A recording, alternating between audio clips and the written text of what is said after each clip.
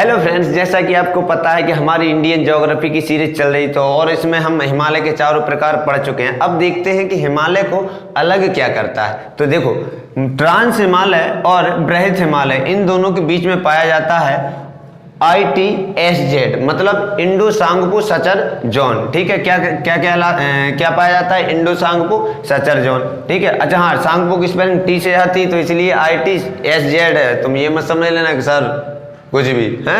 अच्छा, सांगपो होता क्या है? तो सांगपो एक नदी है जिसे अपन भारत में किस नाम से जानते हैं? ब्रह्मपुत्र नाम से जानते हैं। ठीक है, तो किसको अलग कर दिया इसने? ट्रांस हिमालय को और मुख्य हिमालय या कह दें बृहद हिमालय या इसी को ग्रेट हिमालय कहते हैं। अब और चर्चा करें कि बृहद हिमालय यानी कि जो ग्रेट हिमालय है और लघु हिमालय, इन दोनों के बीच में क्या है? तो ध्यान रखना, MCT यानी कि मेन सेंट्रल थ्रस्ट। क्या है? मेन सेंट्रल थ्रस्ट, ये अलग करता है। फिर और आगे चर्चा करें कि लघु हिमालय और शिवालिक श्रेणी को अलग कौन करता है? तो ध्यान रखना, MBF यानी कि मेन बाउंड्री फॉल्ट। ये क्या है? मेन सेंट्रल थ्रस्ट और ये है मेन बाउंड्री फॉल्ट। और चलो आगे बढ़ते हैं, शिवालिक श्रेणी, ठीक, और गंगा का मैदान, इन दोनों को अलग कौन करता है? तो ये मैं ऑलरेडी शिवालिक श्रेणी वाली वीडियो में बता चुका हूं। इसे करता है HFF यानी कि हिमालय फ्रंटियल फॉल्ट। क्या करता है? हिमालय फ्रंटियल फॉल्ट। तो ऊपर से स्टार्ट कर दो।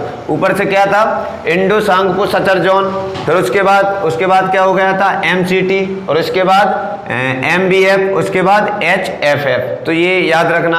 अब इसके बाद अपन चर्चा करते हैं जो हिमालय है उसका कुछ देशांतरीय विस्तार भी है। ठीक है, हमने हिमालय के चारों प्रकार पढ़ चुके हैं। अब कुछ रीजनल डिवीजन भी इसमें हुआ है, तो आपका एक इसका स्क्रीनशॉट लो, फिर मैं बता रहा हूँ हिमालय का रीजनल डिवीजन। तो चलो देखिए, भारतीय हिमालय का क्षेत्रीय विस्तार देखते हैं कहाँ कहाँ से कितना कितना है और कितने किलोमीटर तक फैला हुआ। तो ध्यान रखना, क्षेत्रीय विस्तार की बात करें तो अभी हमने जो हिमालय पढ़ा था वो कुछ इस प्रकार से पढ़ा था। ठीक है, कुछ इस प्रकार से पढ़ा था, लेकिन अब हम कुछ कैसे पढ़ेंगे? अब हम इस प्रकार से पढ़ते जाएंगे, आगे की ओर बढ़ते जाएंगे। ठीक है, तो देखो, सबसे पहले पंजाब हिमालय। ठीक है, पंजाब हिमालय की बात करें तो ये सिंधु और सतलज, ठीक है, सिंधु और सतलज नदी के बीच का क्षेत्र जो है वो कहलाता है पंजाब हिमालय। ठीक है, इसकी लंबाई की अपन चर्चा करें तो ये होती 560 किलोमीटर। उसके बाद ये मैंने बना दिया है कि ये सिंधु हो गई और ये सतलज। उसके बाद आता है कुमायूं हिमालय। ठीक है, क्या आता है? कुमायूं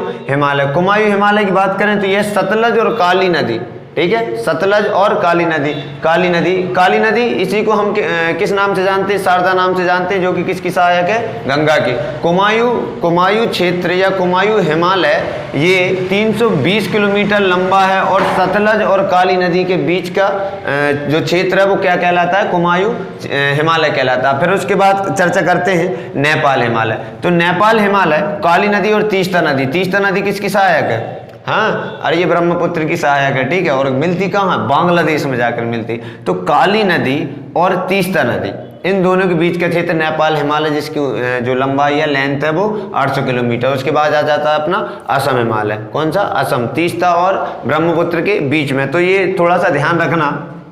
ठीक है, सिंधु और सतलज के बीच में पंजाब हिमालय। ठीक है, सिंधु सतलज के बीच में पंजाब हिमालय। उसके आगे सतलज और काली नदी के बीच में कौन सा जाएगा? कुमायूं हिमालय।